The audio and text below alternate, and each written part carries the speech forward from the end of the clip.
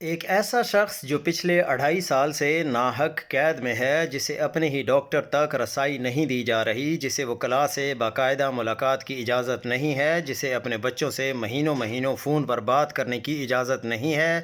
جس کی بہنیں ہر منگل اور جمعرات جیل کے دروازوں پر خوار ہوتی ہیں، اس شخص کی کال کا انتظار کرنا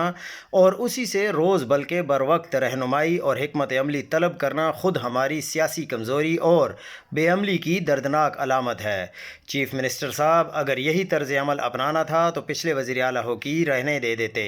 آپ اگر مزید 6 ماہ اسی طرح ضائع کرنے والے ہیں اور آپ کی سیاست کا دار و مدار ایک ایسے قیدی کی فون کال پر ہے جو خود بنیادی انسانی حقوق کے جو اس کی سہولتیں ہیں اس سے بھی محروم ہے، تو پھر صاف بات ہے کہ اتنی بڑی سیاسی جماعت، اتنی تنظیمیں، اتنے عہدے، اتنے وکلاء اور کارکن دراصل غیر ضروری دکھائی دیتے ہیں۔ اگر ہر فیصلہ اسی نے جیل کے اندر بیٹھ کر کرنا ہے تو پھر آپ کے عہدوں کا جواز کیا رہ جاتا ہے؟ سچ تلخ ہے مگر کہنا ضروری ہے۔ یہ شخص جو 2.5 سال سے ناحق قید میں ہے، اس نے اپنی قوم اور اپنے ساتھیوں کے لیے جو کچھ کیا وہ پوری دنیا دیکھ چکی ہے، لیکن اس کے باوجود نہ اس کا پیچھا چھوڑا جاتا ہے، نہ اس کی بیگم کا، نہ اس کی بہنوں کو سکون دیا جاتا ہے اور نہ اس کی سابقہ اہلیہ کو تنہا چھوڑا جاتا ہے۔ ہر شخص اس کی زندگی پر سیاست کر رہا ہے مگر وہ خود زندگی کی بنیادی سہولتوں سے بھی محروم ہے۔ دوسری طرف پارٹی کی یہ حالت ہے کہ نہ ایم این ایز نہ ہی ایم پی ایز آتے ہیں، نہ سینیٹرز اپنی ذمہ داری نبھاتے ہیں۔ ایک چیف منسٹر نے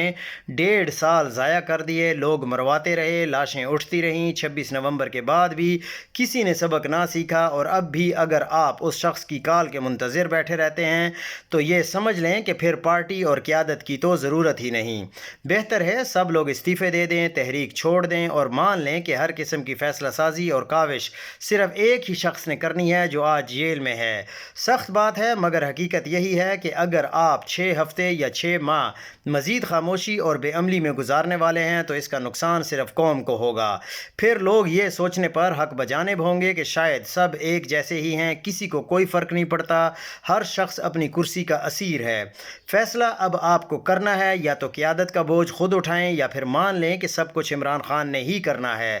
اگر یہ مان ہی لیا ہے تو پھر بہتر ہے کہ اسے بے بس حالت میں تنہا نہ چھوڑیں بلکہ خود میدان میں اتریں، ذمہ داری سنبھالیں اور اس قوم کو دکھائیں کہ آپ واقعی اس جدوجہد کا حصہ ہیں، ورنہ عوام بھی آخرکار اس کی طرف دیکھیں گے یہ جاننے کے لیے کہ وہ 10 برس میں کیا کر سکتا ہے یا صرف 10 دن میں کیا کر دکھاتا ہے۔